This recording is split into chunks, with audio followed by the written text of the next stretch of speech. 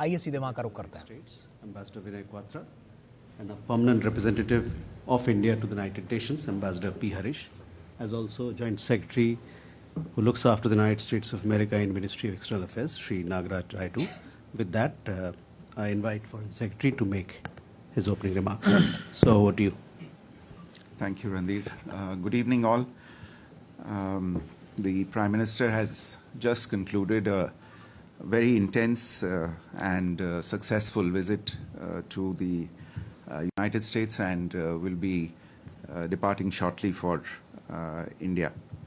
Now, we had kept you posted on the various elements of his program through yesterday and today as well. I think yesterday there were press releases issued on all elements of his program, the community event in Long Island, the tech roundtable that had been organized by the MIT School of Engineering, the bilateral meetings that he had yesterday with the Prime Minister of Nepal, the Crown Prince of Kuwait and the President of Palestine.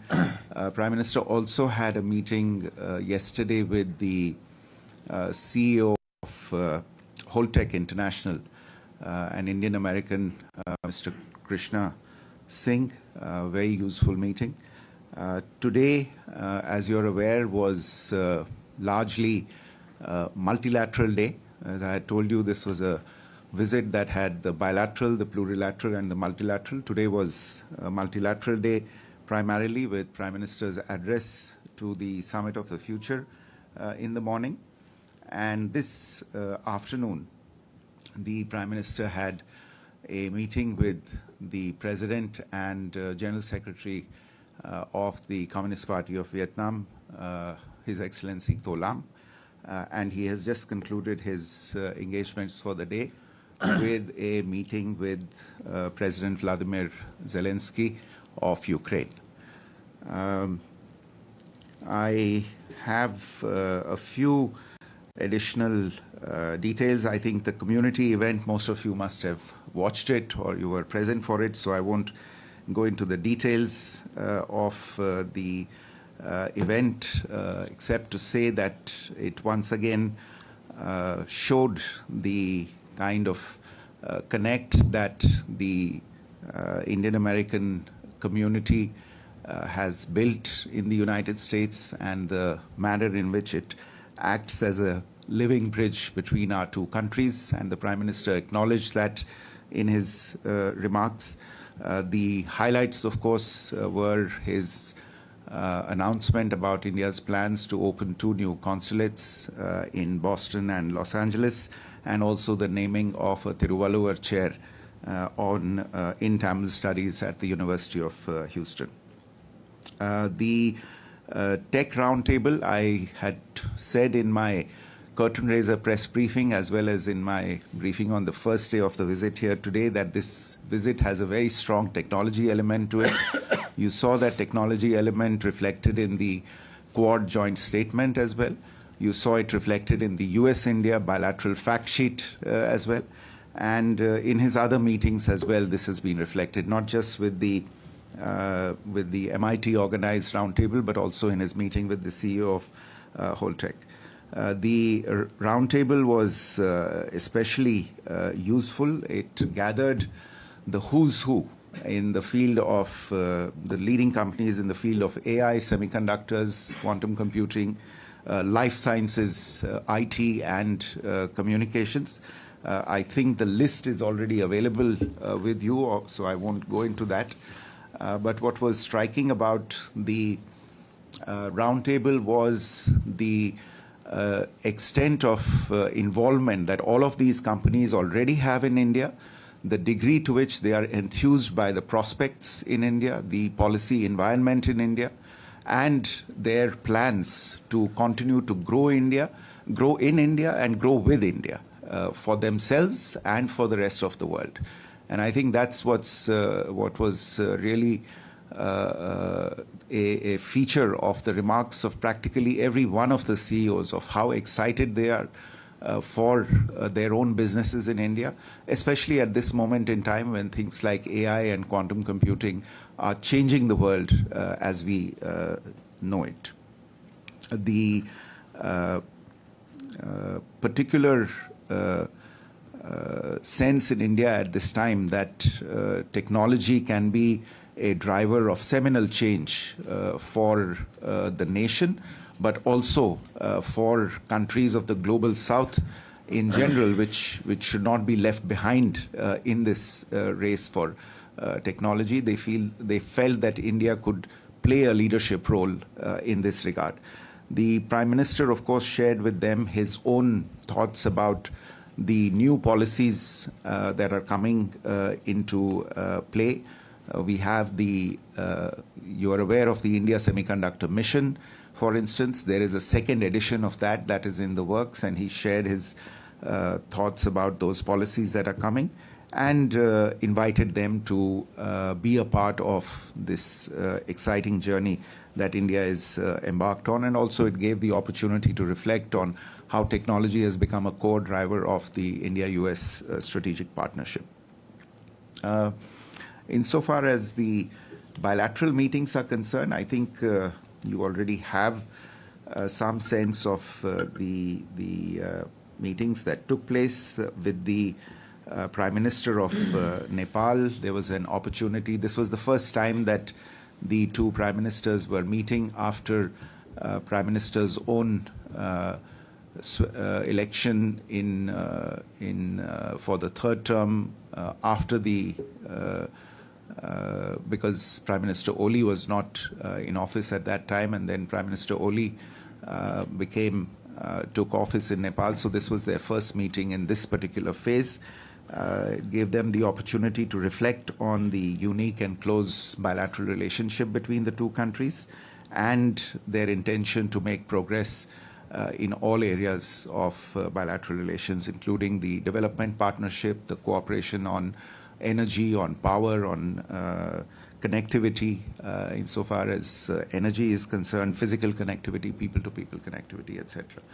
The Prime Minister also had a meeting with the Crown Prince of Kuwait, where he remarked on the very close relationship between the two countries. And in fact, the Crown Prince of Kuwait said that India is a part of Kuwait's history, and in fact cited some old sayings from Kuwait that reflected the closeness of the relationship between the two countries. There are a few high-level visits in both directions that were deliberated upon, and these will be planned in the coming months.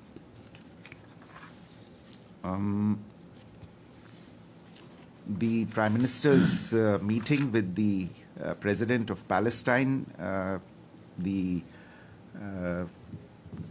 Prime Minister referred to India's historic support for Palestine in the United Nations, on the international stage, as also the consistent and sustained humanitarian support that India has provided to Palestine in the fields of health, education, capacity building, and others. He also expressed deep concern at the unfolding crisis in Gaza, where the situation remains complicated and tensions remain high, and reiterated once again that only a two-state solution can deliver sustainable peace in this area. The President of Palestine thanked the Prime Minister for the assistance that India had provided, including on the political issues, and hoped that India would continue to play its role for bringing peace in the region. Today, as I said, the Prime Minister had meetings with the President of Vietnam and the President of Ukraine. With the President of Vietnam, again, as you know, the President has also just very recently taken over as the General Secretary of the Communist Party of Vietnam. The Prime Minister congratulated him on his assumption of this new position.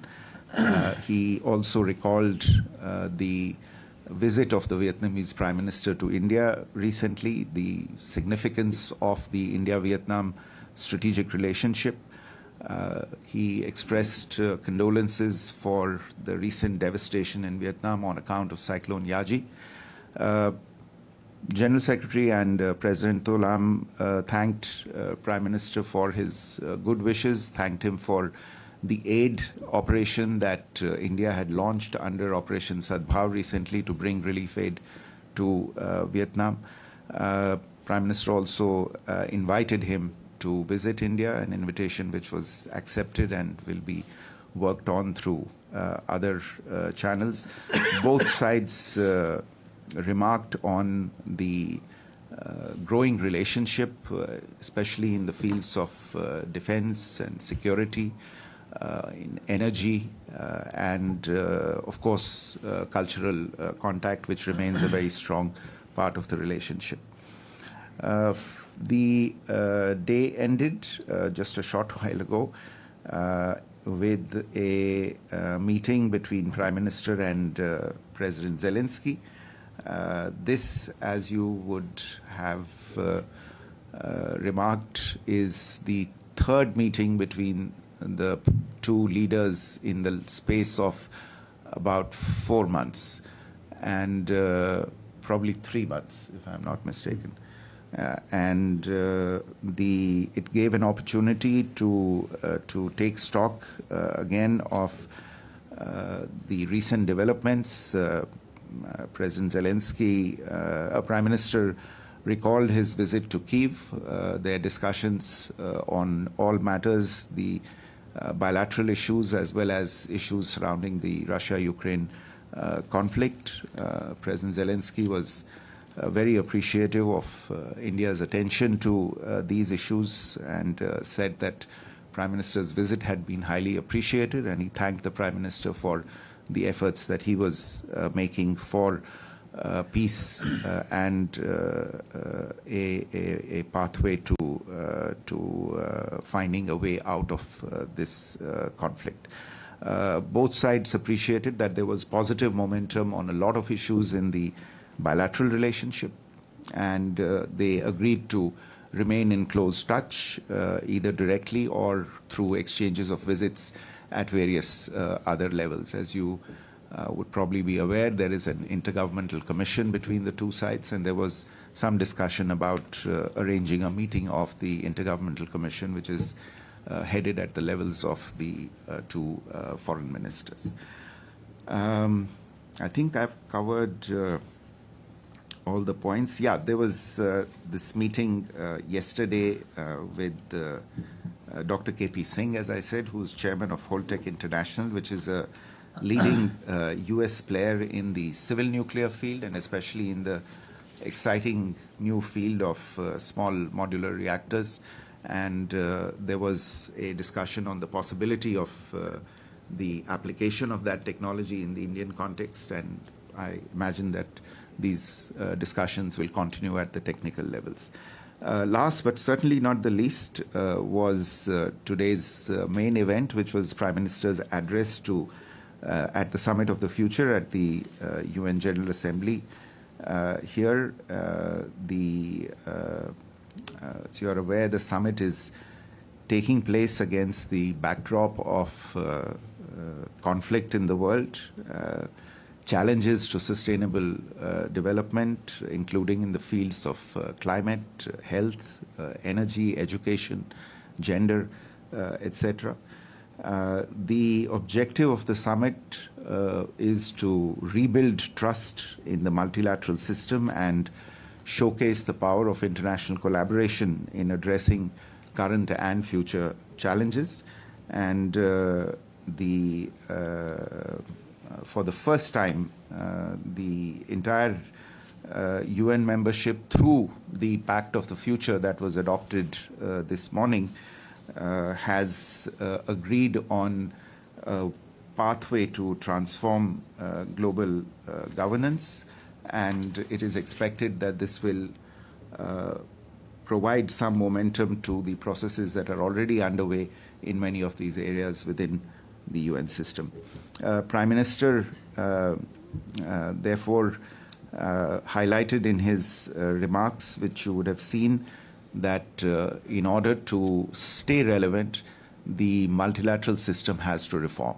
Reform is the key to relevance, as he said, and he spoke of India's own example and said we've shown how sustainable development can take place at scale successfully, and demonstrated India's readiness to share our experiences with the world, especially in the field of digital public infrastructure. We have, I think his speech is available. Overall, this has been, as I said, an extremely intense visit. I think it's lasted about 55 or 56 hours in all, but we've had very significant outcomes in the bilateral, in the plurilateral, and in the multilateral domains, and have enabled India to say its piece and share its thoughts on a global stage, and I'm sure the results from this will stand us in good stead as we move forward. Let me stop there. I think the delegation is on a really short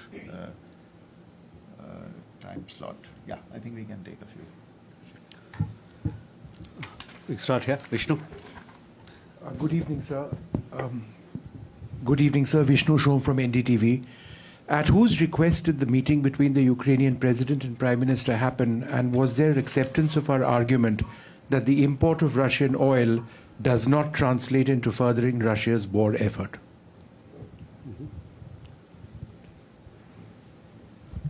sir Krishna Mohan Sharma from Bharat express.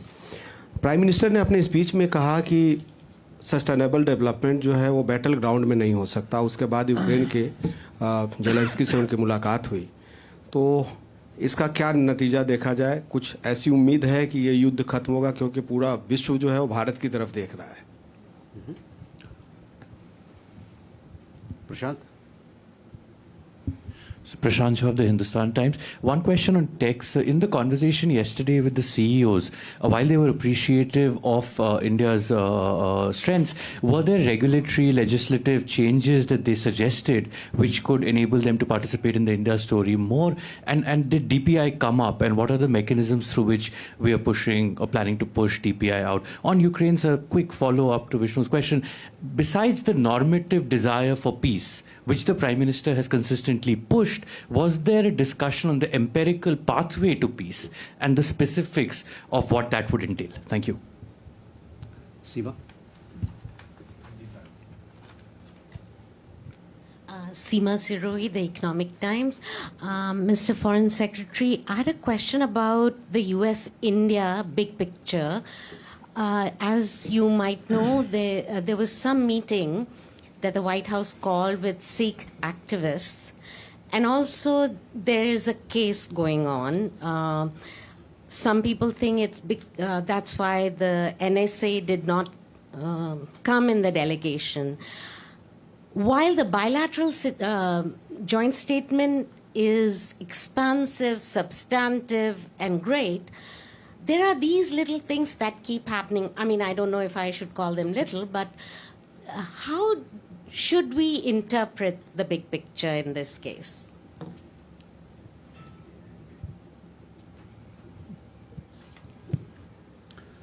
Okay.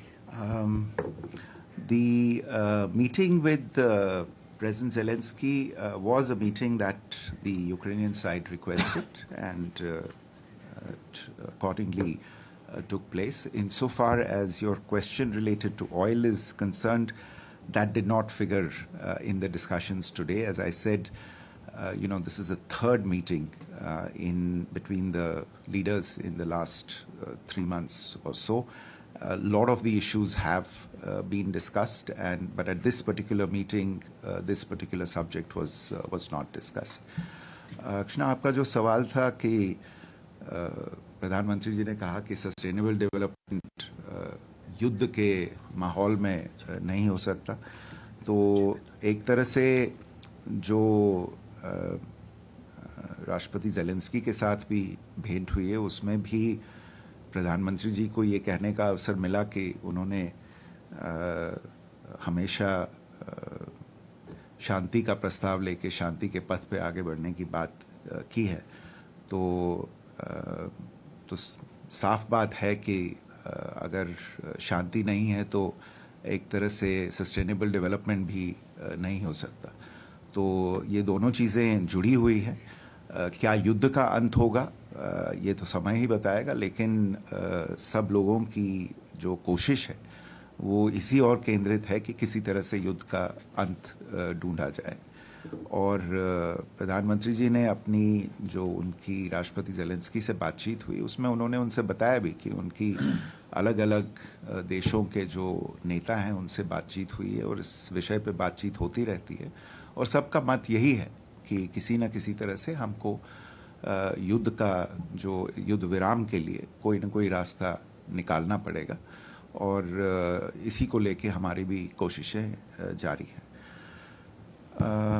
Prashant, about the meeting with the tech CEOs, yes, a few of them did comment on the issues related to the regulatory and the legislative environment.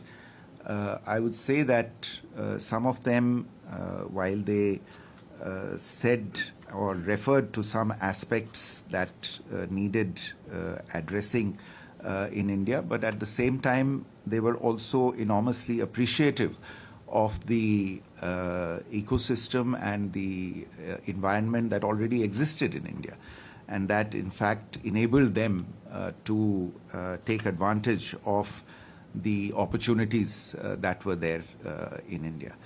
So the idea was that we are doing well.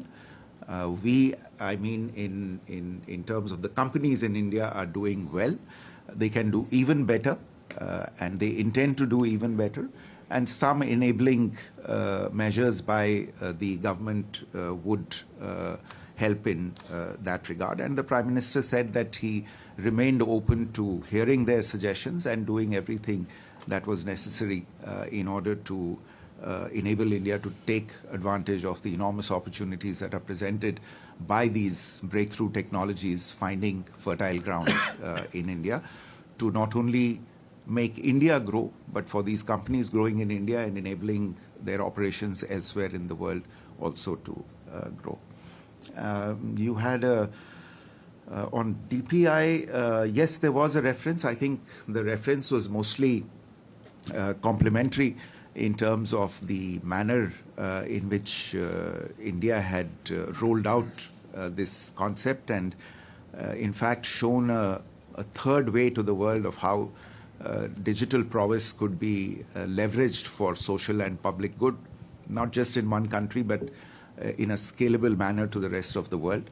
And we are, in fact, at work back home to develop a model. Some aspects are already under discussion with some of our interlocutors and partners in other countries, but we are working on a plan to see how we can get this to roll out on a much larger scale in countries where there would be a requirement for this.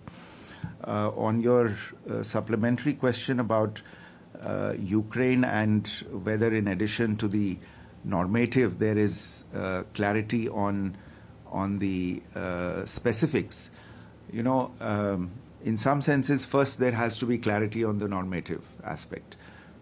As Mahatma Gandhi, I think, said once, there is no path to peace. Peace is the path. So there needs to be agreement on that. But in addition to that, I would say that the discussions that are ongoing today, they are focused on the specifics. There have been earlier as well questions about these specifics. There are obviously discussions going on in multiple forums around the world. You have various processes that are underway, various formats that have seen that we have seen, And we've been involved in some of those, where the idea has been to try and see if there is something around which a consensus can develop. We, as a result of the Prime Minister's visit to Kiev, you are following the developments since then, where the Prime Minister subsequently has been in touch with President Putin in Russia, with President Biden here in the US. Our National Security Advisor visited Russia also recently. So there are a number of conversations that are going on. The attempt in all of these is to try and move towards some specifics. I don't say that the specifics are available today, but the attempt is to do precisely that. Seema, on your question related to the US-India big picture and then what you referred to as things that keep happening. Frankly speaking, I mean, what you have referred to, honestly, the question would probably be better directed at the actors that are involved in these things, as you say. We are quite clear insofar as the big story here is concerned, which is the very important relationship between India and the United States. We intend to keep working on that. There are elements that you have referred to. On that, our position is very clear, so I'm not going to repeat that again at this forum. But if you want details with regard to that and what the motivation of these things is, what the purpose is, and what ends this is supposed to serve, I think it would be better to direct this question at the people who are directly involved in this. Maybe one more round, because otherwise you're going to get left behind. Take any. Manish? Foreign Secretary Manish Chand, India Rights Network. On the Pact of the Future, how did India shape the outcomes? What is the Indian imprint there? And number two, of all the world leaders who are at the UNGA, Prime Minister chose to speak to the president of, to the Palestinian leader as well as to Ukraine. And in his UNGA address also, there is a lot of emphasis on peace building and peacemaking, you know, preventing conflicts. Is this a conscious effort to project India as a peacemaker, a peace builder, an apostle of peace? What is the narrative here? Thank you. Ayushi? Sir, good evening. This is Ayushi Agarwal from MEA. I have two questions. During the Indian Prime Minister's meeting with Zelensky, was there any discussion on the second peace summit? Since Zelensky had earlier proposed holding a summit in India. So any discussion on that? Second, was there any request from the Bangladesh's interim government to hold a meeting with the Prime Minister? Thank you. Yoshita? Thank you. Yoshita Singh with Press Trust of India. I have a question on the UN Security Council reform. The Pact of the Future contains some language on it, which officials here have said is groundbreaking. How does India see the language on UN Security Council reform in that? Is it satisfied? Does it move the needle a bit, or is it the same language in a new pact? Thank you. Sridham? Sriram Lakshman from the Hindu, thank you. One of the questions was there have been many efforts to reform the UN and especially the Security Council, and they haven't really borne fruit. What is different about this pact and this summit? Are you confident, and what gives you this confidence that this is actually going to move things forward on Security Council and UN reform? The second question is about the discussion with President Abbas. How did the discussion around India's abstention vote last week on Israel vacating the occupied territories go? Can you flesh out that discussion for us a little bit? Thank you. No more questions. Madam? Okay. Good evening sir, I am Sarjana Sanmarg से हूँ. विनय क्वात्रा जी से मेरा सवाल है कि कल जब community programme के बाद बहुत सारे अमेरिकन इंडियंस मिले हमें, उनका ये कहना था कि हमें उम्मीद थी कि शायद प्रधानमंत्री दोहरी नागरिकता की घोषणा करें, और हमें बहुत निराशा हुई कि प्राइम मिनिस्टर ने इस बारे में कुछ नहीं बोला. दूसरा उनका कंसर्न था कि हम इंडिया में बिजनेस करना चाहते हैं, लेकिन हमें बहुत सारी प्रॉब्लम्स आती हैं. उसके बारे में भी हमें अभी तक कोई बहुत पॉजिटिव रिस्पांस नहीं मिलता. One last question, our friend there. Yeah, Vishnu from News India Times. Prime Minister announced opening of 2 new consulates in Boston and Los Angeles. Do you have any timelines as to when they'll be inaugurated? Sir.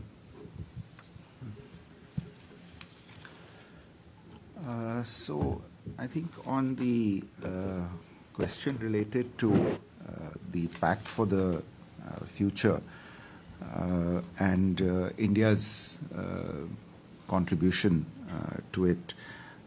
Now, we have been involved in the negotiations related to this for, what is it, the better part of 2 decades. Yeah, I mean, but insofar as the Pact for the Future is concerned, the better part of the last 4 to 6 months that we've been involved in it. So there's been a lot of input that has gone into it. One thing, of course, is that if you would recall that in August this year, the Prime Minister convened the 3rd Voice of the Global South Summit. And that was also an opportunity to hear the concerns of the Global South, because often their voice is not heard on several global platforms, and to see what their concerns were. And it enabled us to formulate our own thinking. And those inputs have gone into not just the Pact of the Future, but also the annex documents related to the digital global digital compact and the declaration on the youth as well. So we have contributed to not just the elements related to global governance, transformation of global governance, but also our concerns related to sustainable development, climate change, etc. All of these have figured in the final outcome document, and ours has been one of the most closely involved teams right till the finalization of the Pact of the Future this morning.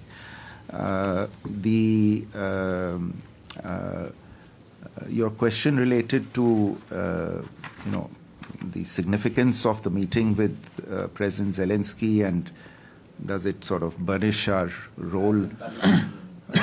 Yeah.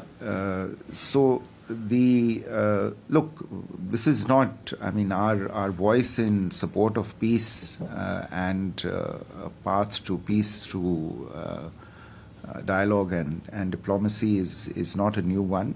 It's natural for us to assume this role. And I think the Prime Minister's meeting with President Zelensky also reflects his own, in a sense, commitment to this effort, because he is deeply concerned by this conflict, not just in terms of the human toll that it is taking, something that he has recognized, but also in terms of the toll that it is taking on the world at large, and especially on countries in the global south. So his meeting with President Zelensky demonstrates his commitment to finding a way forward and to contributing in any way possible to a resolution of this conflict. Ayushi, related to discussions with President Zelensky on a second peace summit, as I said, the discussions covered a lot of issues related to the issue of finding a way forward. A number of things came up in this. The peace summit that was held in Switzerland, the ideas that have been floated after that, the efforts that Ukraine is making on its own, and the possibility of a second peace summit that Ukraine has been talking about. But I think we are not right now at a stage where the second peace summit can be discussed in any detail. I think there is a lot of work that remains to be done before that. So there was not a great deal of discussion on that specific issue. I think you mentioned about the meeting with Bangladesh. As you are aware, the Prime Minister is leaving in a few minutes from now. The chief advisor of Bangladesh is not here yet, so there hasn't been any possibility of a meeting on this occasion. Yoshita, your question on, I think both yours and Sriram's questions are more or less on the same lines as to whether the new language on Security Council reform is something that would give us any conviction or confidence in the possibility of real reform in the governance. I would only point you in the direction of the fact that for the first time a UN summit document has a detailed paragraph on UN Security Council reform. So it may not have every single detail in every area that we would imagine or we would like there to be, but I think it's a good beginning, and we look forward eventually to the beginning of text-based negotiations in a fixed time frame going forward. But this should be seen as the first stop towards that objective. And the fact that, till now we haven't really had discussions on the basis of text, but an agreement at this level in the pact where it keeps open the possibilities of a reform of the UN system is a gain from any perspective. The question related to the meeting with President Abbas of Palestine and his stance. Look, as I said, the meeting was a very good meeting, and it gave the opportunity to President Abbas to, in fact, appreciate the stance that India has taken in an overall sense on the Palestine issue. And we have had repeated opportunities in the last several months to express that support on several occasions. Our fundamental position on the Palestine issue remains what it has long been. In the present context, there's much greater urgency related to issues of humanitarian assistance and support, which we have continued to provide and will continue to provide.